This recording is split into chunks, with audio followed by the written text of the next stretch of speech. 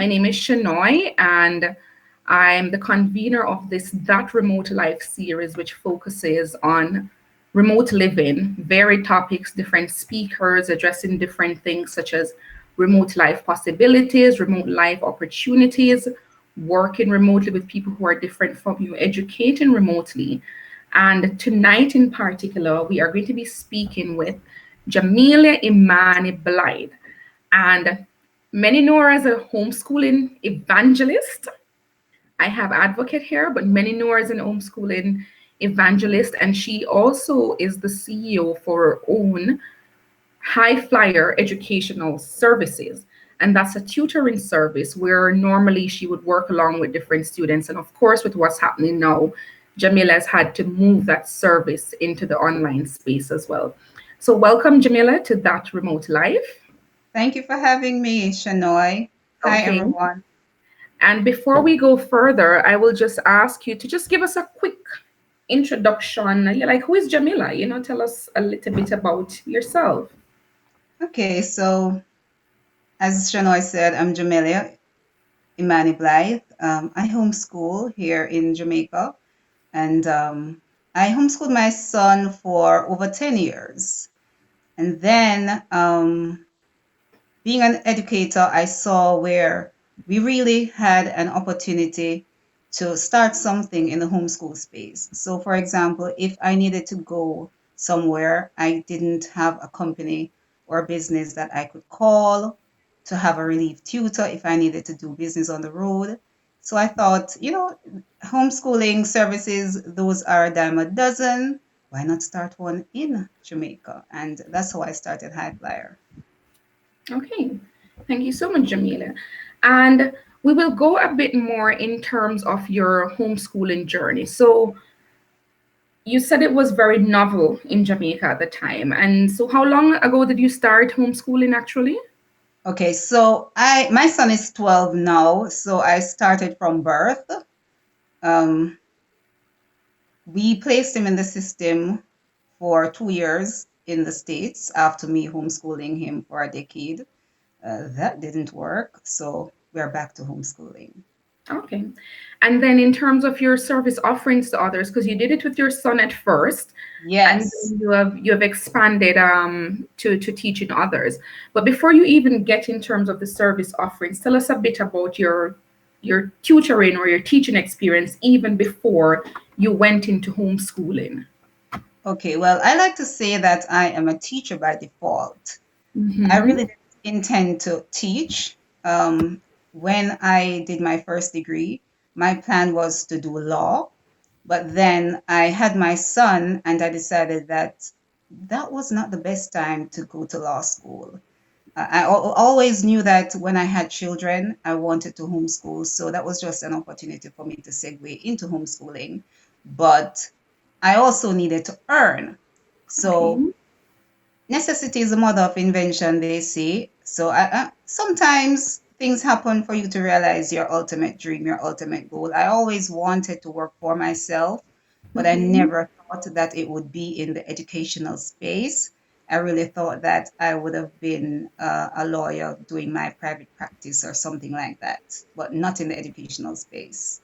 We all Okay. know that teachers are not properly remunerated. So that teaching was the last thing on my mind. But just being in the industry and having the results, I've become very passionate, not just about education, but homeschooling. Okay, great. All right. So take us a little bit now in terms of moving from you are an educator, you're educating your own son, and then you started the homeschooling aspect with your son. And just take us a bit in terms of the journey to how you got to actually offering this service to other persons. Um, so you know my son. You've seen him in action. So Yes. I am an introvert. My son is totally opposite. He is a social butterfly. Mhm. So whenever I would go out with him, people would ask, "What school do you attend?" And of course, I'm homeschooled. And they're like, "Is that legal in Jamaica?"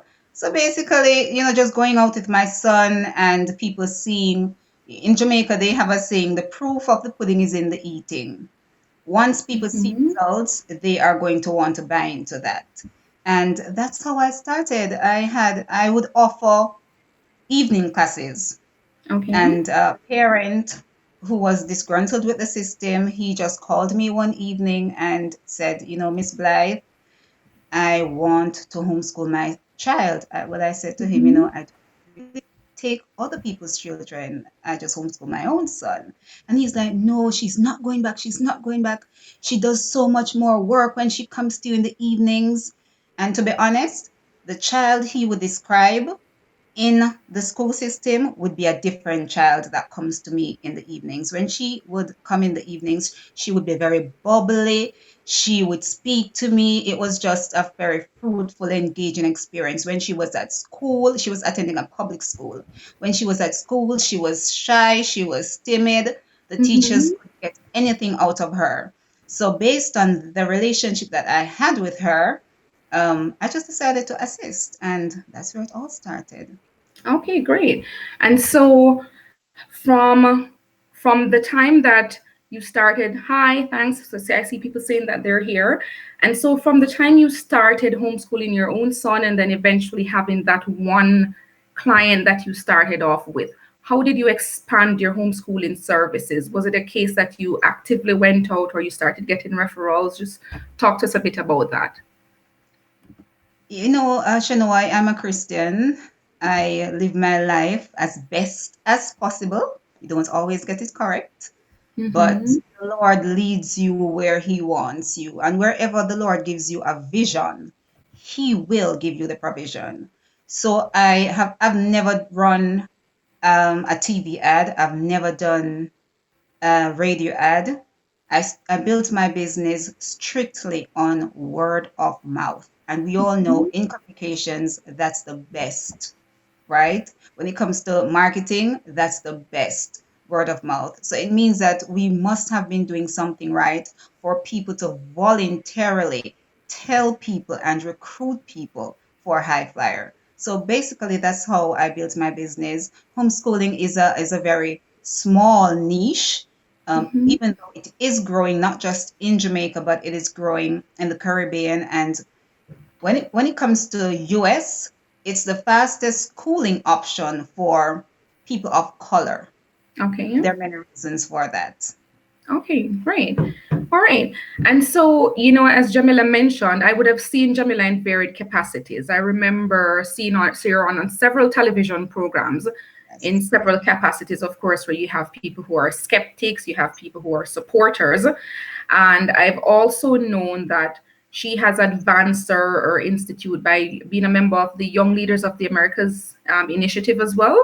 Yes. So I know that there has been several efforts to have a very professional spin, but talk to us a little bit about that, though, your experience with professional bodies such as the Young Leaders of the American Institute, and then we will go a bit into some of the skepticism around homeschooling.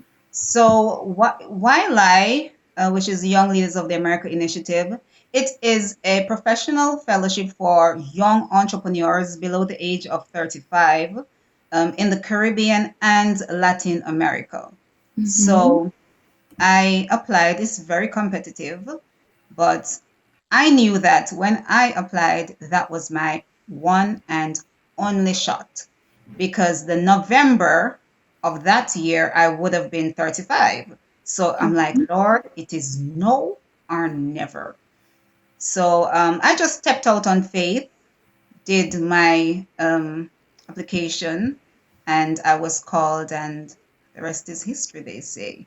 Ah, Basically, what they do is, for me, we don't have a similar business in Jamaica where I can use as a reference point. So I don't have a reference point in Jamaica for this model of business that I have. I'm seen as a disruptor, right? I'm a disruptor. I'm going out telling people homeschool their children, and I'm also showing them options, right? In terms of, you can homeschool as a single parent, you can homeschool as a professional, you can homeschool as a nuclear family, because a lot of people think that only affluent people do homeschooling. That is a myth. Yes, that's a misconception. All right, great, Jamila. And then, of course, I know the big question people will ask sometimes. I mean, now with what's happening, and we'll get there in a bit, but prior to this, there are lots of people who would have thought very skeptically about homeschooling. Oh, my child won't get any socialization, they won't be well rounded, they won't be exposed to certain things. What do you have to say to those who are critical of the homeschooling approach to education? Well, Shanoy, uh, the Lord works in mysterious ways, they say. This Mm-hmm. COVID-19 has come at a time where people have to homeschool. Ah, It's not by choice. I homeschooled by choice, and that's the best to do things by choice, not for it to be forced upon you, right? However, the socialization question, a lot of people are going to understand from now on that school is not, I repeat, it is not the only agent of socialization. What is happening is that as a society, because we have the job culture where most of us have a 9 to 5, we depend on the school to socialize our children, and that's not something that for example, right now we can't depend on the school to socialize our children. Right now we have to think of other ways of and other means of socializing.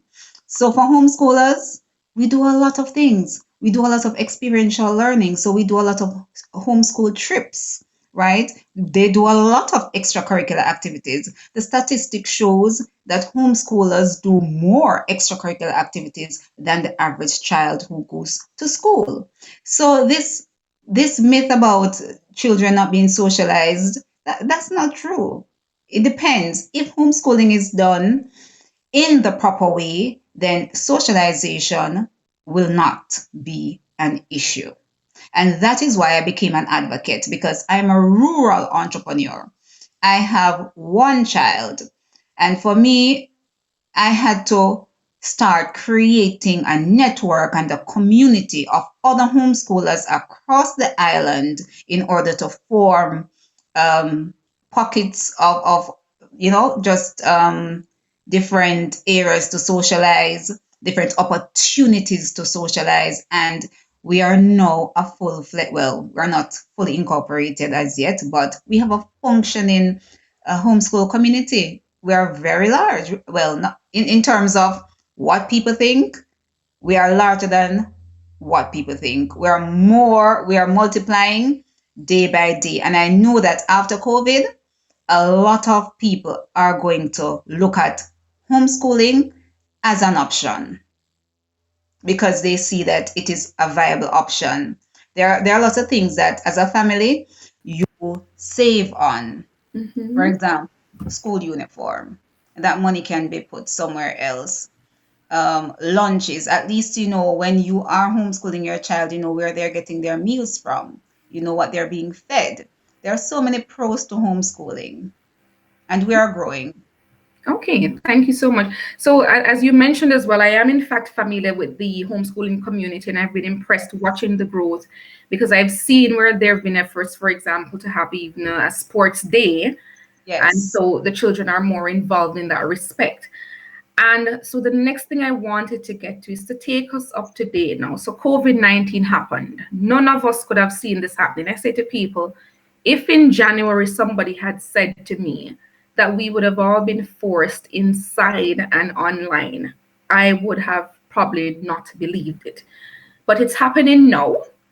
We see the memes going around every day. We see parents saying day one of homeschooling and I'm going crazy, or and it's a very interesting dynamic because it is a case where parents were not used to actually schooling their children. They were used to just doing homework at most, but now it is a case that if you don't have internet access or if your school hasn't gone online, you the parent are now responsible for educating your child. So I will ask people to leave their questions in particular they have, but I wanted you to start off just in terms of some of the general tips that you can give to people. They're overwhelmed now. They have been forced Absolutely. essentially into Mm. dealing with their own kids 24/7 for the day. So just talk to us in terms of how they can navigate that. I would want to believe that all parents love their children, but as a mom, I know sometimes it can be overwhelming when you're teaching your own child. Trust me. I've been in the position where I've had to get one of my own tutors to teach my son because you know what? Right now, I think you're better able to manage that particular subject than me trying to bring across that particular subject to him. And sometimes children do respond to other people other than the parents. Now, one of the things we have to remember is when we try to do school at home, it doesn't really work. No, I Mhm. tried, it didn't work. What do I mean by that? You're trying to keep the same timetable that they use at school.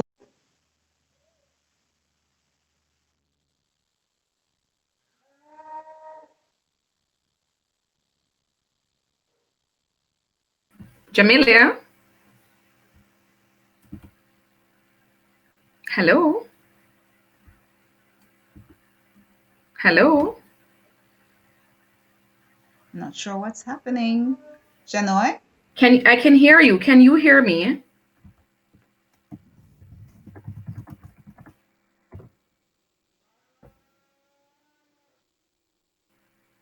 I can hear you.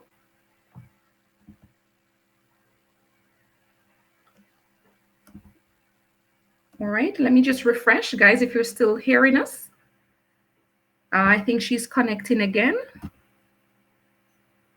Jamelia? Yes. Ah, yes. Okay. Glad to Okay. have you back. So you were making a point about not teaching at school or something of the sorts. Yes. So we're trying to do school at home. And believe me, I tried it. As an educator, this is what I do in the classroom, and this is how I should do it with my son at home. And I did try it, but it did not work. Why? Home dynamics is very different from the school dynamics. Mm-hmm. Um, Trying to keep the same schedule, it can be impossible. It depends on how old the children are. The older, then probably. But at primary school level, I don't recommend that. The Finnish system is good for a reason.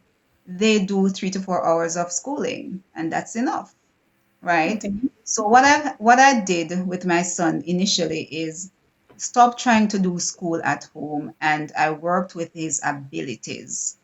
What Okay. time of the day is he at his best? Because like you, I'm not a morning person, but Mm-hmm. my son is a morning person. So I've Ah. had to ensure that, okay, now I have a timetable that he gets up early.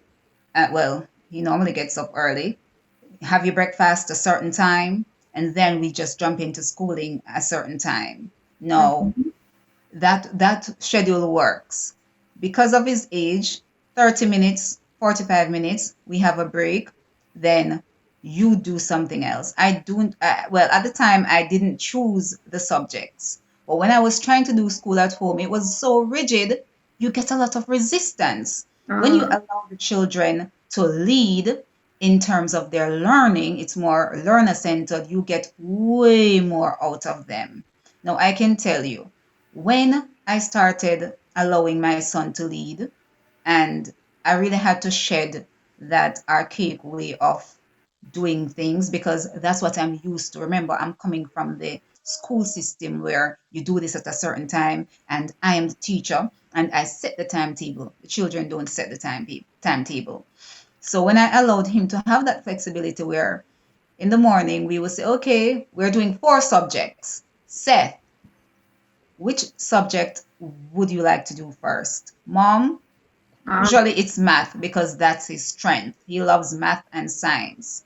So we do the math, get it out of the way quickly. What's next? We're doing science because that's one of his favorites. All right, remember, today we're doing 4 subjects and we're doing them between 9 and 1, and we're, breaking them up into bite size. Okay. You get way more out of them that way. All right. And then, so of course, some may say it's a little easier when you have one child. What is the scenario that you're looking at? You're at home now, you have three kids, four even, That's a different very age good. level, different That's a very competence level, different ability. One may be morning person, one may be evening person. What are some of the tips that people can use to navigate this sort of challenge that they have homeschooling their kids? That's a very good question, Shanoy. Well, because in our homeschooling situations, when we have something like a co-op. For example, when I first took that young lady on, my Mm-hmm. son was, I think he was like 3. He was 3 or 4 thereabout. She was in grade 5. So of course you have to split the time. And then thereafter, I homeschooled my helper's daughter, and she was in grade 7, but she was a low grade 7, right? Okay. So we had a mixed class. So what we'll do at that time, I would allow the older ones to work with a schedule, and Ah, I'd allow Seth, the younger one, to still choose the subjects. So instead of having math, language, science, I would have subject 1, subject 2, subject 3, subject 4, and then he ah, will choose accordingly. But for the older ones who they have to learn a little bit more structure, then they stick to a schedule.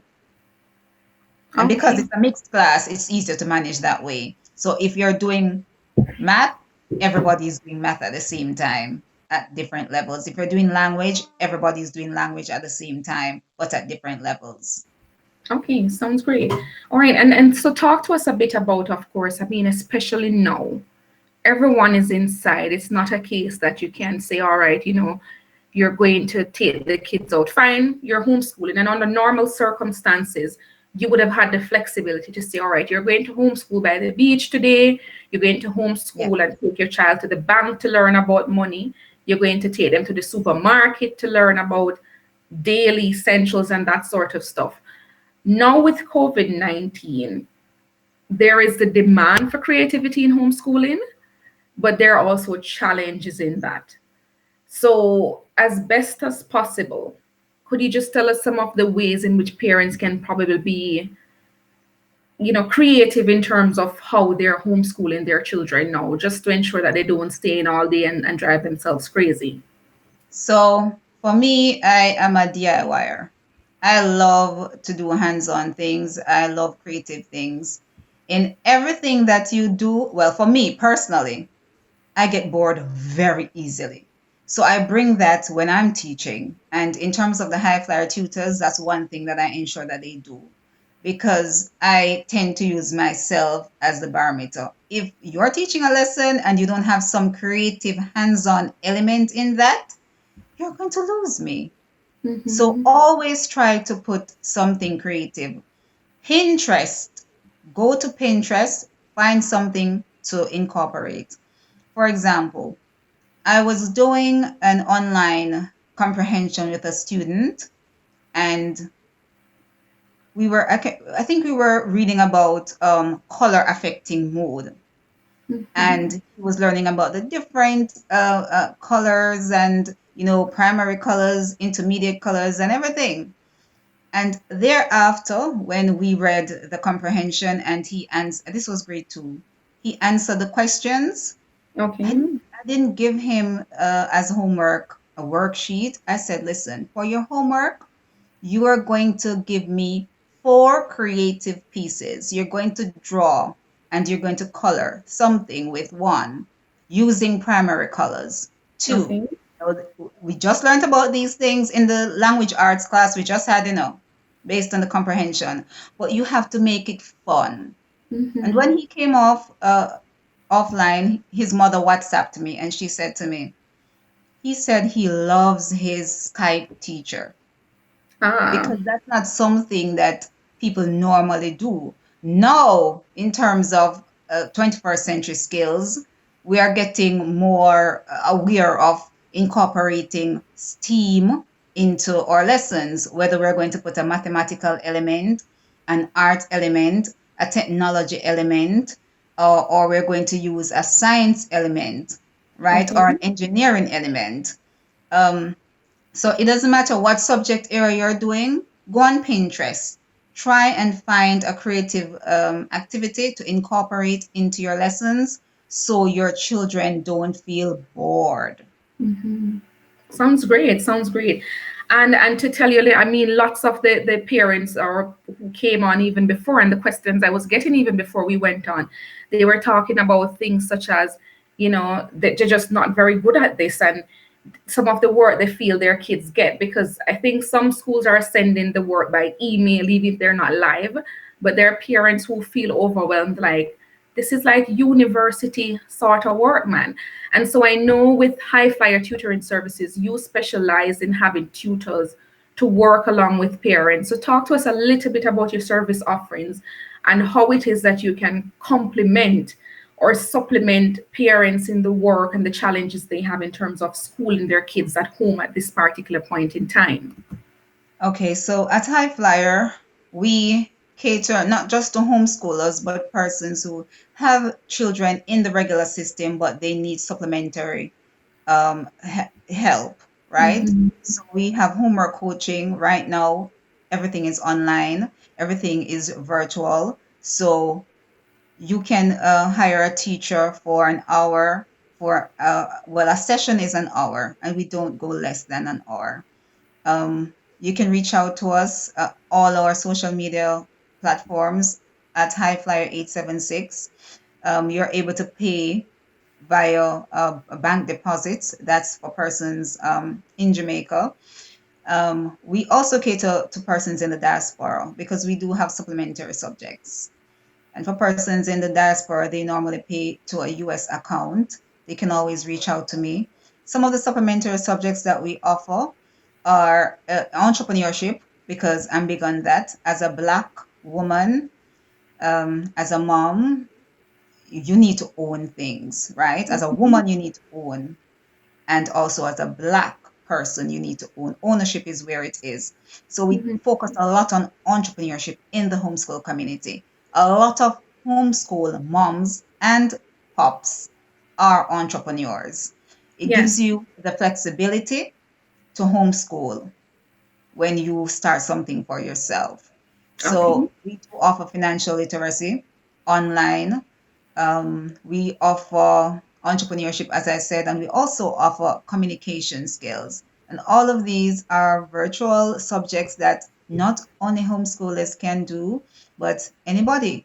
Right now, we have a special going on with reading, Hmm. for online reading at any level, right? Now is the time to really take advantage of a lot of freebies that are online as well. Even though I'm in business to make money, there are a lot of free things right now that we need to take advantage of. And as it relates to the parents, you also need to take advantage of some of the things. So you designate the teaching time and learning time based on the strengths of your children, and you carve out a time for yourself to learn something. One of the things why homeschooling seems very difficult to a lot of people is time management. Time Mm. management and organization. I realize that those two things, a lot of us we're living on a treadmill. Okay, what's the next thing to do? Oh, I have to grab my coffee. I have to run out the door. I need to get to work. No, God has allowed, because God doesn't cause COVID. He allows things to happen so we can take stock of ourselves, our lives. And as homeschool parents, we just need to carve out some time for ourselves during the day. So I'm very glad you touched on carving out sometimes for yourself as well, because I've said to people, if it's one thing with all of the negatives that have been happening, is that we have been forced to slow down, because there's a Absolutely. big difference between being busy and productive. And you find many people are busy, but they're not doing anything. It's just like, as you said, there's a treadmill and the motion keeps going. But I do have a question as well in terms of the carving out the time. I mean, it is said that yes, you should carve out time, and then some people are saying, but how are we going to carve out the time? I'm working from home now, I'm homeschooling my kids, I can't get a breather. How in that space can they carve that time. And I know it may be very subjective and different people have very different realities, but if you can give us at least one main idea of how people can really go about carving out that specific spot for themselves. I think, Shanoy, a lot of times we focus on our children because we want better for our children. I Mm-hmm. always say to my parents when I'm doing workshops and seminars, I say to them, you want to give to your children things early that came to Mm-hmm. you late. So if it is that you learned about financial literacy late, you want to give that to your children early. If it is that you um, went to college late or probably didn't even graduate high school, you focus a lot on the academics to ensure that your children get what you didn't get, right? Well, you have to know yourself. A lot of us, we do not spend enough time with ourselves in order to know. How many of you answer the question? Type it. I'm not able to see, but Shano, you can tell Yes, me. I'll make it public once they do. Go ahead. How many of you know your learning style as a parent? You know your learning styles. I know my learning style. I'm very visual. If you talk to me, trust me, I'm not going to remember anything. But even though I'm sitting right here, I have my book. If it is I need to jot down something, and I have my pencil because Mm-hmm. I am a visual person. And every year I do vision boards. I do it with the homeschool community. Oh, Common Core is very overwhelming. Okay, I'm going to come to that. So Yes. Common Core is Okay. not a Jamaican thing. Common Core is done in the US, and that's one of the reasons I took my son out of the school system in the States because I'm going to share a little bit with you why I'm imploring people to take time out. I became ill.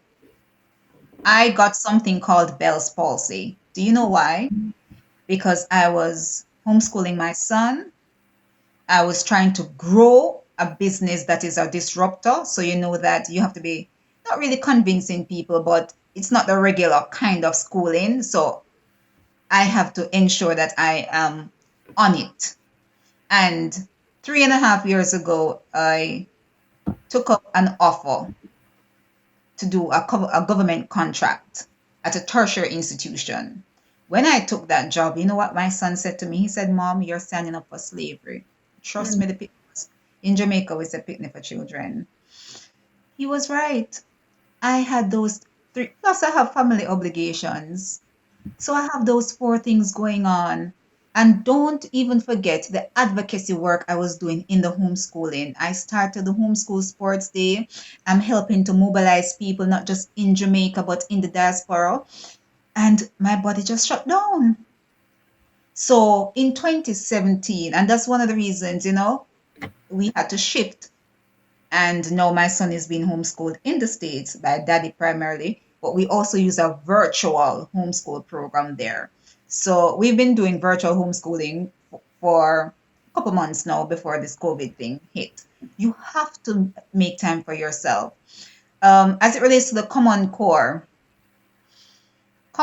is very hectic. It's not the regular things that we are using in the system. Is not what we are used to, right?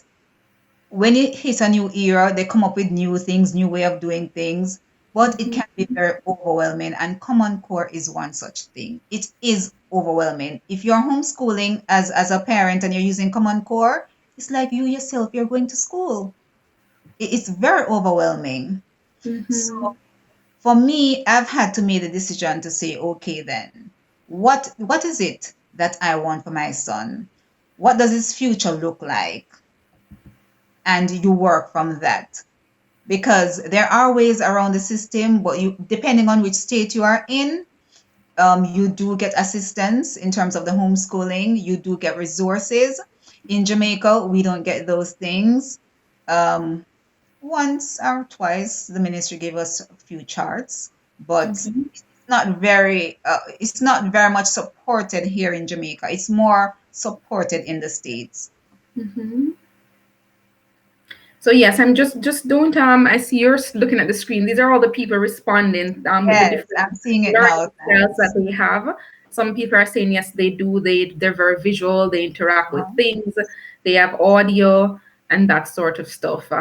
So yes, so you Okay. do have some responses coming on So, that. okay, so once you know how you learn, right, that also helps to create your flow, right? What time of the day do you function best? For me, it's night. So whatever it is that I need to do, I ensure that I carve out some time in the night. So it means that I don't check my phones. My team knows if it is that they need to reach me, they have to reach me up to 9 p.m. Thereafter, I'm not looking at that phone. Mm, 9 p.m. straight back, that's my time. Child is at bed if he's in Jamaica, right? I have to carve out time because I know I don't want to get a stroke and I don't want Bell's palsy to reoccur. Because that is what really jolted me into carving time out for myself when I got ill. okay.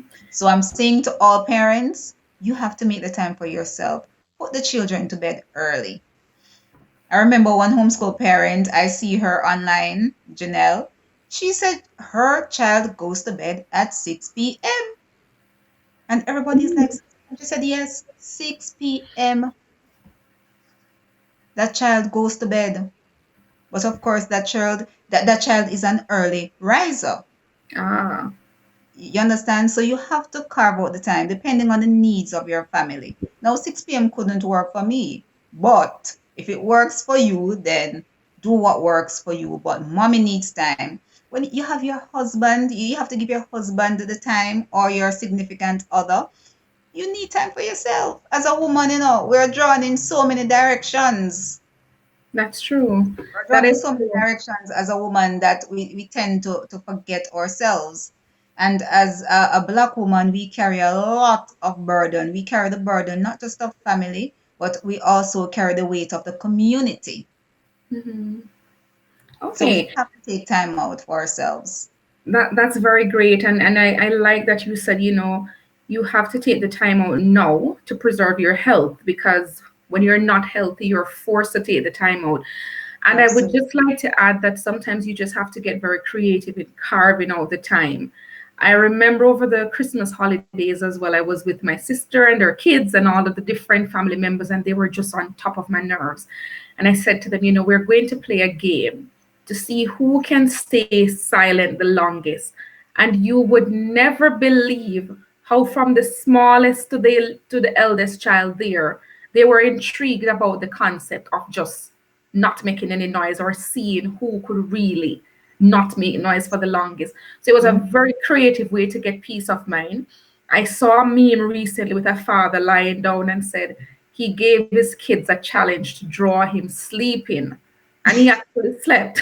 So you just have to get very creative with how it is that you're getting to carve out the time, because otherwise you run yourself down. You're of no use to yourself. You can't be of no use to your children. You can't be of no use to family. And as they say, Absolutely. you can't pour from an empty cup, right? Not at all. Not at all. Right. So we do have, I think Janelle is adding a comment here saying, yes, she does 6 bedtime and gets up early. Once she's out, I have time to do my thing. And there's also time with Hussy. How old is your child, Absolutely. Janelle? That's a very interesting thing. And Cheryl is saying, yes, the balance is truly important. Now, as I wait on people to get questions going, I wanted to go a bit because we have some teachers as well joining us, and they themselves were not prepared for this. You're used to getting up every Mhm. morning, going to school, holding your ruler, knocking it on your board or whatever, bringing your children to attention, and you have developed a routine to pretty much get your class at attention. Now, for teachers who, even if they have online facility and their kids are online as well, so you had a class of 20 kids and your 20 kids are now online, it's a very different ball game in terms of how to get their attention. They're in different backgrounds, different things are happening. Some of these teachers themselves aren't so familiar with the technology. So we just wanted to talk a bit as someone who has managed your own tutoring service in person and also online, Yes, what remote. are some basic tips that you could give to people who are in the educator's capacity and how they can really connect with their students? That's a very good question.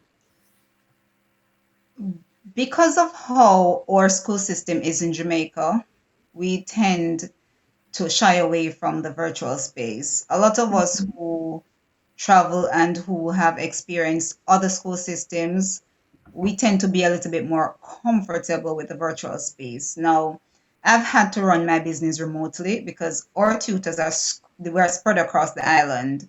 So whether I'm in Jamaica or I'm overseas, then I'm able to manage remotely. I'm able to teach remotely, right? The first thing, as a 21st century educator, you must become computer literate. I cannot emphasize that enough. It is not enough to know how to use WhatsApp. That's Mhm. not enough. If it is even just one platform, I was just having this conversation this morning with, can't remember his name, Solomon from Project Jaguar in Antigua. We're talking about it. I've spoken to other educational entrepreneurs who they have their own platform. So they are tech entrepreneurs. So this dialogue has been going on over the years, but it has become very pertinent because of COVID. I'm not happy for COVID, but it had to happen for teachers to recognize that they are in the 21st century. And it Mhm. means that this is a skill that they have to learn. Just like children have to learn to spell their names, you have to learn to use online platform. It's a must. Okay, great. And then in terms of, so they're on the online platform and they've learned the basics now, because I think what has happened is that lots of people who weren't familiar or who weren't as active, they've been forced to just quickly get themselves together. So you're on the online space now, but you have your class and you're trying to see how to get them at attention. Does the strategies that you use to work in the physical space work? Do you just bring them over? Or do we need to be more creative in terms of engaging students now that we're not in the physical space? Okay. So when it comes to online teaching, you have to think about the social interaction as well. So what I do, I hop into the virtual classes that my tutors are having. I don't micromanage, but I want to see how it is that they're adapting and how it Mhm. is that as the team leader, I am able to assist. Um, you have to cater to the social interactions. So, for example, you're still teaching a class of, let's say, 20, and they're all online. Give responsibilities to students similar to how it is done in the classroom. So, Ah. if we, and then the other thing, they also have to learn how to use the platform. Mhm. So go through, you yourself have to learn how to use the platform, then ensure that your students learn how to use the platform. So we know that if it's not your time to speak, all mics must go on mute. Number one, right? You teach them about even the very basic thing, environment. If you're doing an online class, do not come in the class without a marina or without a top. I was in an online class with my, I don't want to say, but with a child. Mhm. I just wanted to see what was happening at that particular private school. And when I looked, number one, the teacher was still using a chalkboard, like chalk. What? Yeah. And the other thing I saw, the children were there chatting away, and you had students in the class, like boys, without a shirt. So in my mind, remember, this is not a high flyer team member. It's a private school teacher doing her own thing. So in my mind, I would have to ask myself, was she even trained or was she just thrown into it? Did the principal or the supervisor have a virtual meeting with them to go through the do's and the don'ts? Just some little etiquette. We have to teach them a little etiquette as well. So you give them responsibilities. So you know that one person, if it is that the mics need to be muted, Jane, that's your responsibility to ensure that you remind them to mute their mics. Stephen, if you see somebody who is not properly clad, then you need to say, give them these responsibilities, and they're also interacting as well. You understand? Yes. Going back to the homework, when you're doing the homework, ensure that it is something that is creative as well. Engage them. When you start, you can have your little devotion similar to what you do at school. It doesn't have to be that long, and Mm-hmm. allow each person to participate. If you're using Zoom, teach them how to use the raise your hand sign. So if you need to speak, similar to class, you raise your hand. If you're using Zoom, you raise your hand. There are other platforms that have other features that you can use. The basic thing is you are the teacher. You have to ensure that you learn the platform that you're using so you can better engage your students. Okay, sounds great. And I like that you touched on that in terms of the rules, because one of the things I've learned, even in my remote work capacity, is the importance of dressing up and showing up. You don't have to put on fancy frills and Absolutely. frills, but a huge part of preparing yourself mentally sometimes is preparing yourself physically at times. So especially as a teacher, I would say, you do have a bit more flexibility. You're at home now, but you also still want to maintain some professionalism and you want to be taken seriously. Most definitely. Most definitely. Hmm. That's a very, very, very, very important point because you normally, um, somebody asked me the question, so you're doing a live, why put nail polish on? I said, because I gesticulate a lot and blue lifts my mood. So if Yes. it is that I know that blue nail polish lifts my mood and I'm doing a live, it doesn't matter if I'm not going to a conference or I'm going to a business meeting or I'm going out, driving out in my car. I want to feel good. When you feel good, when you look good, you feel good. And it can transcend through the virtual space. Yes. Okay, sounds So good. that's another thing you rightly touched on. Teachers need to show up for the job. You're still getting Mhm. paid. Put on a little lipstick, a little lip gloss, fix up your ear, put on a little nail polish. If you wear jewelry or not, fix up yourself. Okay, sounds good. And so I wanted to get into a bit in terms of, with the assignments and stuff now. So you're at home, or most people are at home. Most people are working from home and that sort of stuff now. How does that affect the kinds of assignments in your estimation and what you have seen in terms of what works in your, not just your homeschooling system, but your online tutoring business, your tutoring business generally? Would you say that people should be giving students the same amount of assessments they would have gotten as they did in a classroom setting, or do they need to now be adjusting the number of assessments? That's a very good question. I am somebody who is not a fan of standardized testing. A lot of homeschoolers tend to be like that because we all know we have 10 children, we can't assess them the same way.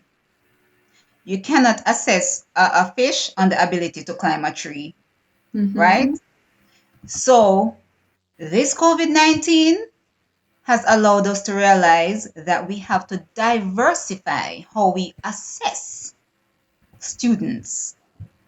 Not that I'm happy that, all of this is happening, but the Lord knows that a lot of our children are labeled as dunce. A lot of our children are labeled as no good because they are not assessed in the way that they learn. So we have to get creative. So instead of doing a test, well, we don't have that option to do pen and paper. You do a virtual quiz. Yes. Give some questions. You allow them to do presentation using the same space. Give them, show them how to do presentation, and you can do a rubric, tell them what they're going to be marked on, and they show up. Of course, something like dress code, put that in. Because all of this that we are learning right now with this COVID experience is a lot. It's basically going to change how we do things. It's not going to be business as usual. It's not going to be school as usual when all of this is over. It has highlighted some things that needed to be highlighted. Homeschooling is one of them. I was talking to somebody in Guyana. Homeschooling is not legal there. Homeschooling is not legal in Kenya. Aren't they all homeschooling now? Yes.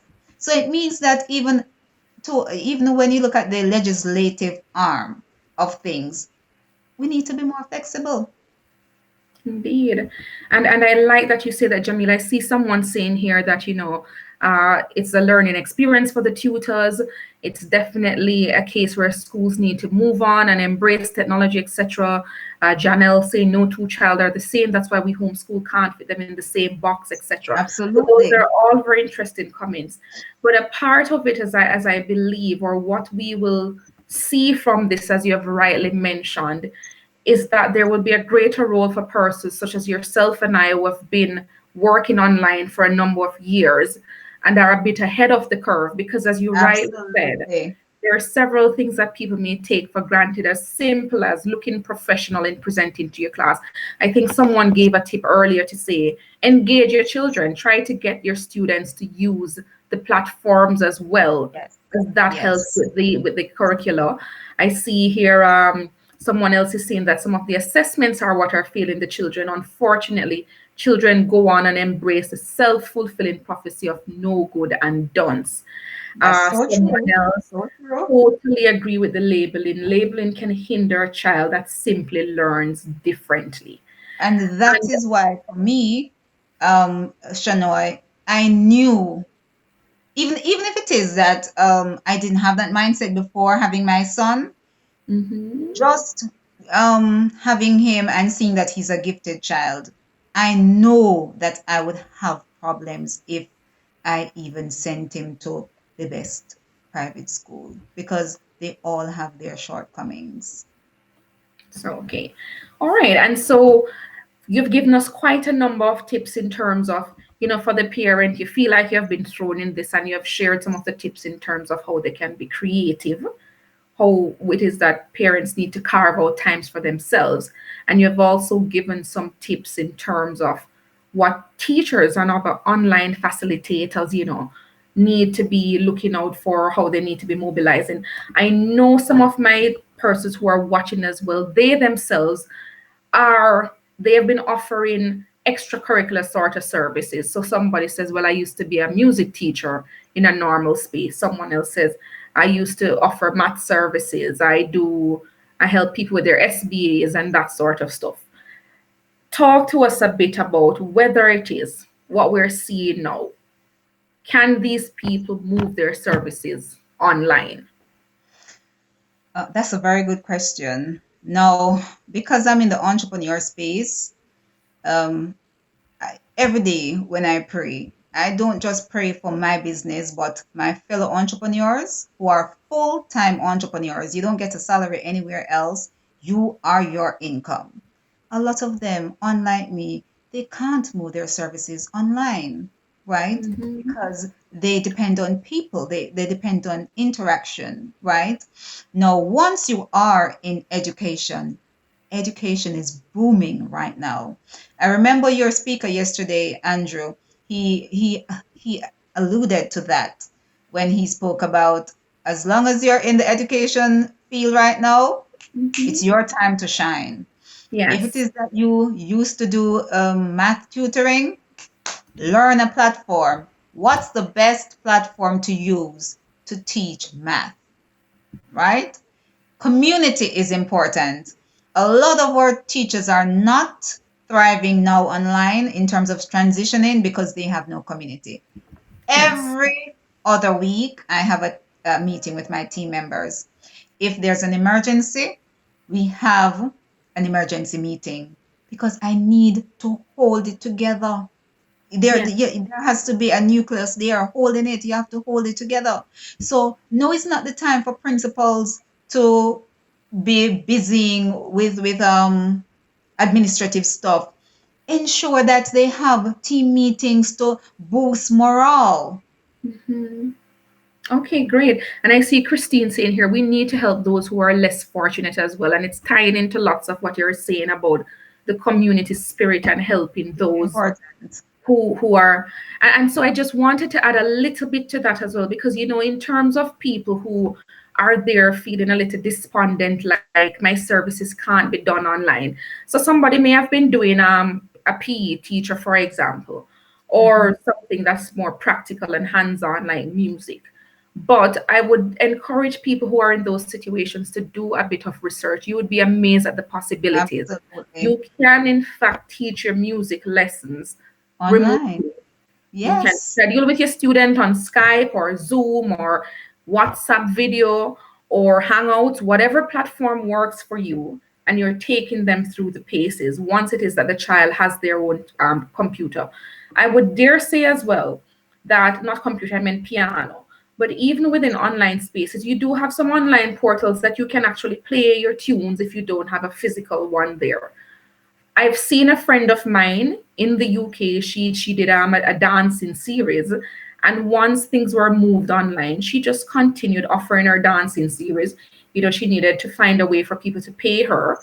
And if there's an easy thing that you can do, I think Andrew mentioned it last night as well in our That Remote Live session. He said, start by setting up a PayPal account. Try to find a Yes. way to accept funds.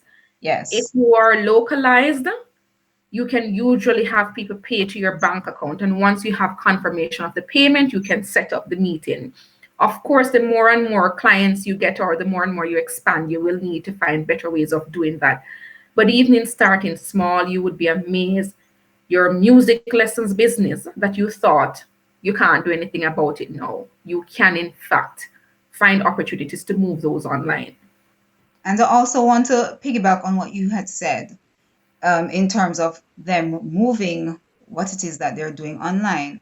But we also look at other opportunities. So, as a dance instructor, what other elements can you put in your business? So, I'm going to give you an example for High Flyer. Um, you have to research, as you Mhm. said, and a lot of us don't like to do research, but we'll spend hours upon hours browsing Facebook and Instagram, Yeah. right? But to do what we need to do, and that's why vision boarding is good, helps to, you know, get everything Focus. into I'm an perspective. advocate and a believer. Yes. Yes. Um, but for example, in High Flyer, right now we're working on subscription boxes. No, we've Mhm. never done subscription boxes, but because I'm a creative person, and that is something that children like to do. Children love to create. They have a very vivid imagination. So right now we are doing subscription boxes where people can subscribe and choose an art and craft box with jewelry or knitting or different boxes we're creating right now. So look in your business to see what else can you create. Merchandising. One of Mhm. the things I learned on my YLI fellowship when I went to the US, every businesses I I visited, all of them do merchandising. All of the businesses they do merchandising. I visited a distillery. No, I don't drink. What am I going to purchase there? They had all sorts of things. They had pencils with the name of the company. They had t-shirts. They had Mhm. hats. They had all sorts of things. So you have to think about branding and doing something physical that you can sell if Yes. you offer a service. Think about branding right now and merch, doing a merchandising and t-shirts, pencils, journals are very big. That's something I'm working on for my tutors, journaling. think about it, do research, do research. Now is the time Right. to pivot and reinvent yourself. Yes, and I see a comment here. We're in a world where doctors are online, everything can go online. So true. In fact, one of the fastest growing sectors right now, even in lots of the more developed countries, that's actually a thing that you don't go in to see your general practitioner now. You do an online screening, and if they need, you send photographs, and Absolutely. there's that service. Another Yes. comment: content sells, do videos, as you mentioned, Jamellia, subscriptions, Mhm. one-on-one sessions, live sessions. A powerful quote here: adversity forces creativity. People may be surprised at the many ways they can adjust their businesses to meet the current demand. And that's Absolutely. exactly the language we're speaking. You may think you're at a dead end, but you want to start researching what it is that you can, in fact, do to take advantage of the fact that you're restricted in how you offer your services at this point in time. You As I seem to be adding something else, Jamelia. as I say to people, think of COVID-19 as a time to grow. It's growth time. Mhm. There are some people are losing their lives. I understand. We empathize with them, with the families, we grieve with them, but we also have to look on the other side because a lot of industries are booming right now. People who didn't even know that they could sew a mask, they're sewing masks and selling it. People who didn't even know they could sell hand sanitizer. One of my tutor, she made hand sanitizer with tea tree and some other things, and trust me, it's lovely. And she's selling that. Mhm. So it's an opportunity to do something or add another stream of income. As a Christian, I tell people the Garden of Eden had four streams supplying it. Nobody should have one income. Nobody. Nobody. This is your chance to create multiple streams of income. It's And not a I'm dead end. glad you raised on that, because now, especially with things online, there are some people you feel like your time is capped, but for some people, you feel like you have more time on your hands than ever. And I would say now is the perfect time to learn a new skill. There may be something you wanted to learn. As a part of COVID-19 as well, several institutions out there are offering free courses. If you want to Yes, learn to be a social media marketer, there's almost solidly a course out there. If you want to learn just about anything that you can think of, there are courses there. Some of them are free, some of them are heavily subsidized. And that's an opportunity to take advantage of the time that you don't normally have. Because I know sometimes when you go back into the workflow, you don't even have a break to be saying you're going to be learning a new skill set. So now is a absolutely. good time to be doing that and preparing yourself, as you said, for the other side, right, Jamelia? Absolutely. All right. And so, do we have any questions coming in? We're looking to wrap. I promised Lady Blythe that we would just be about 30 or so minutes. We have been going for a bit Yes. over an hour. But if there are any further questions, we will happily take them. For those of you who joined on a little later, we are speaking to tutor boss Imani. So that's Jamellia Imani Blythe, and she's a homeschool advocate, and also she runs her own high flyer educational service, which normally dispatches tutors to help parents, not just homeschooling parents, but parents who need supplementary support for their children. And her service offerings are also available online in terms of all that's happening with COVID-19.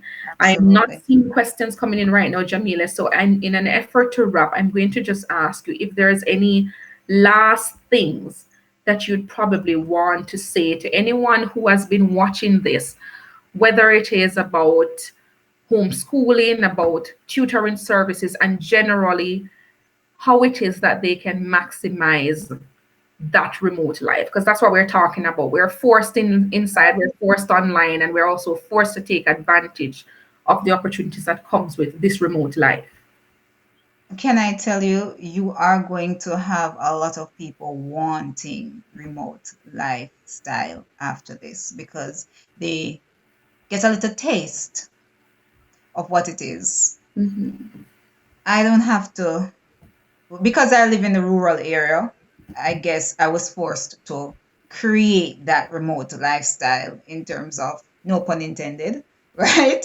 Um, because where I live is not remote, but in terms of getting to the city, which is Kingston, that's a lot of gas. Mhm. If I don't need to go to Kingston to meet my team members, I'm not going to, I'm right? glad you Um, touched on that, Jamelia, because yesterday as well, some of the persons who came on, that was a huge thing for them, saying, well, everybody talking about going online, but as what if you live at an area where you don't have as much internet connectivity or accessibility? So I'm glad you mentioned that, and I know I yes. did say it was I was wrapping up, but I wanted you to talk just briefly about, as someone who is in a more rural area, what that means for you in terms of taking advantage of remote life opportunities. Yes. Um, Shanoy, I'm not going to say it's easy. I'm not going to say it's easy. I've had to switch internet provider 3 times, Mm-hmm. right? But you can take advantage of first of all, we need to advocate for more hotspots across the country. That's the first thing. That's one of the things I intend to write about, because our rural children, they're at a disadvantage right now. And yes, I do understand that for our government in Jamaica, they do deliver printed packages to persons who are rural and in remote areas who do not have internet connectivity. But as a government, we can do better in terms of providing Mm-hmm. some hotspots in rural areas, right? Um, if you don't have that, you can make use of the internet cafes that they have. Most rural areas, they do have at least one. If they don't, it's an opportunity to create that business. Mm-hmm. So being in a rural area gives you opportunity to create something that the community wants as well. Yes, sounds great. It's something that is rather difficult. As I said, I've had to change internet provider 3 times. Thank God it's stable today. Oh, that's awesome. So I just see a few comments just coming now. You have someone here who says, very proud of you, Jabila. We played hockey together. So Oh, hi. Yes, that's yeah, very that's my impressive. sport. Okay, it seems I do have what this is a question. How do we make this as demanding for parents in the rural areas? How do we make this as demanding for parents in the rural areas? Probably they're talking about homeschooling or because we just answered the remote The life. internet connectivity, yes, I think maybe it's about that. If we didn't Okay. answer, yeah, So a lot of people, that's the other thing. no, People, she has clarified. So not only rural areas, but also parents who are unable to afford the cost to receive the internet, which ties into what oh, you were saying about about the government. advocating, yes, for more Yes, spots. Uh, yes. So great. this Okay. is a time for not just entrepreneurs, but also community advocates and community groups to lobby the government. We need more hotspots provided because they are citizens too. Yes, indeed, So indeed. probably one of your viewers can take up that advocacy wherever they Yeah. are. No, and we really need to engage about that because one of the things I Yes. want to do as well is to write. That's my passion that I write a lot, and I really want to be writing several lessons from the key takeaways from these discussions about how we really should be preparing ourselves for the next stage. It's not as easy as telling people, oh, everybody is online, this is where we're at. The reality is that there are people who they can't even find a dedicated space in their house to be even saying they're going to tune into a lesson, with True. all the distractions that's happening around them. And there's also the reality, as people have been asking, in terms of, not having access to the internet and stuff. Elizabeth is now saying this discussion is very informative for me because I want to do more for myself. And Elizabeth, you may not have seen our discussion yesterday, but I would encourage you, you can go on our channel after this and watch the session we had with Andrew yesterday because we went over several different ways that people here now who are even losing their jobs, now is the time that you can look for opportunities online. Our discussion last night went into that, into details. and it spoke about everything from low skill to no skill to No high skill. skill. So pretty Mhm. much lots of the services that you're doing now, there are people online.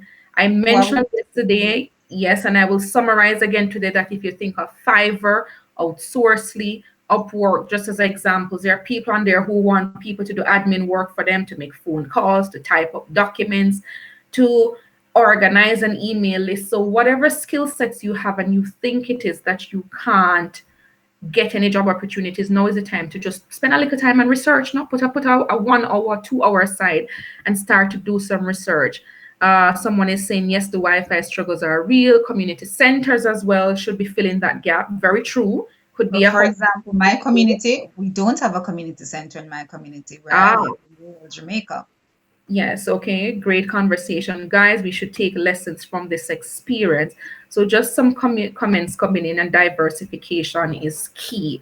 And I Absolutely. did ask you to just give us your parting words, Jabila. I know you said a lot. I don't know if you wanted to add Yes. any last thing. Um, well, for me, it's all about homeschooling. It's all about trying to live a remote lifestyle. I'm a minimalist, so probably it's easier for me to do than other people, right? Okay. But even if it is that you cannot work remotely, when you do go back to your regular job, please do not depend on that job alone.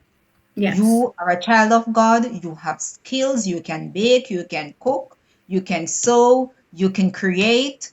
For the teachers who have very good lesson plans, you can sell those. You have so many ways to earn income, but you have dedicated yourself to just doing one thing. Now is the time to diversify and ensure that you have multiple streams of income, selling something online. Sell something. Everybody's selling something, Yes. right? That's another way of doing something, right? But ensure that when you get out of COVID, you're coming out stronger financially by creating another stream of income. And at Awesome. least one of them need to be a remote one and a passive one as well. Awesome.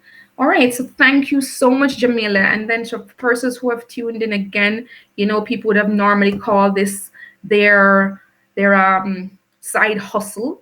It's no longer Yes, a side hustle issue. Like right now, things that you would have seen as something you could do on the side can very well now become your source of income.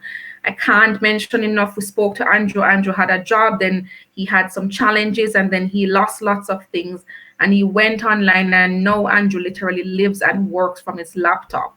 So you may want to check out that video for some of those tips. Keep up the good work. Thank you so much, Jody Ann. And so, guys, we will wrap up now. That remote live is live again tomorrow. Tomorrow we are going to be talking to a mom. So this is a mommy, and she's working from home, and she will be talking to us about remote life and balance, and lots of some of what Jamila has said as well, about taking care of yourself while you have a family, and literally how to be doing all of it now when everybody is forced inside of the house at the same time, and how you really need to be using those opportunities, and how you really need to be maintaining balance so you can keep your sanity as well. So I have some comments coming in. Thanks for sharing. Very informative. Thank you, guys. We enjoyed the conversation. Thanks, Shanoy and Jamila, and nice conversation. And so before we hop off, as I mentioned again, the easiest way for you to know when we go live, I would encourage, if you haven't already subscribed, just hit subscribe on my channel, and you can turn on the notifications. And then when we go live tomorrow, you will automatically see an alert. So we are on tomorrow at 10 p.m. British Summer Time, which would be 4 p.m. Jamaica time. Uh, time. Yes. and just convert it as you go along. I'm not so very good with all the conversions. So thank you so much, Jamelia, for sharing your expertise with us. We did, in fact, have a very lovely conversation. There were several Absolutely. Thank you insights. so much for having me. Yes, and And I'm of course, sure. if you need to reach out to me, I'm on Facebook. I'm on Instagram at Tutor Boss Imani. That's Okay, how could I forget that? So let me just plot TUTORBOSS. that in. Tutor Boss Imani. And you had Yes. mentioned And something High as well. Flyer, Mm-hmm. High Flyer 876. Twitter, Instagram, Facebook. So there you go, ladies and gentlemen, if you're here. So you can find Jamellia at Tutor Boss Imani or High Flyer 876 across varied platforms. Of course, this broadcast goes directly on the page once we're done. So if after this conversation you find you have any questions, you can just drop them there. And I'm sure Jamellia will be happy to come on there and just share feedback. I know you had mentioned briefly as well, Jamellia, about different platforms that people can get free resources. And I did, in fact, see you do a post with several websites where people can get fun and So many. interactive content. So that is something I may ask Jamellia for as well, and to send out to people who are on our mailing list. Again, if you're not on our mailing list, you can sign up at bit.ly, what is flashing across our screen just now. And if you subscribe to the channel, you will be able to get additional information on that. So thank you so much again for tuning in. Thank you for the time and effort you invested in this. And we really trust that it was of value for you. And see you tomorrow for another staging of that remote life. Bye bye. Bye bye.